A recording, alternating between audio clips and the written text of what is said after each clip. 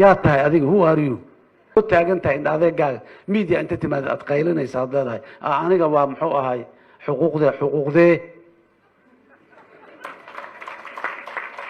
حقوق ذا هذا ما شاء الله قد عواتي يا تاي أديك هو أريو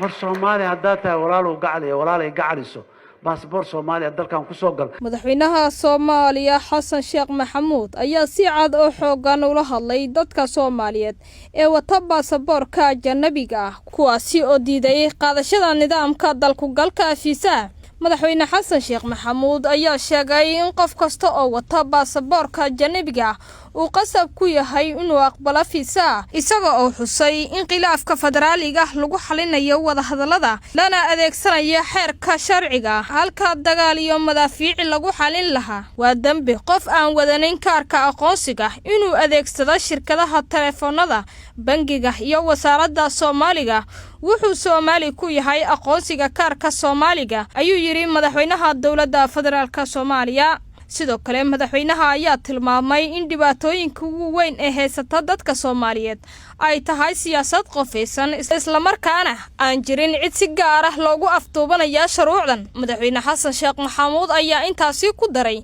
mashaariicda waaweyn ee horumareed ayaa ka socda magaalooyinka iyo dawlad goboleedyada kuwaasi oo qayb weyn ka qorshayaasha xukuumadda 3 sano ee la soo dhaafay jirtay yaan laga leexanin wadooyinka aan hadda ku socno ee doorasho qof iyo codka waxaana ku socnaa jidkii saxda waxaan qabanaynaa talaabooyinka lagama maarmaanka ah ee horumarka Soomaaliya si loo gaaro xal waara ayuu yiri madaxweynaha dawladda federaalka Soomaaliya Xasan Sheekh Maxamuud hay'ado nidaamkani ay diidan yihiin dawladda Puntland iyo sidoo kale Somaliland lama oga sida ay wax noqon doonaan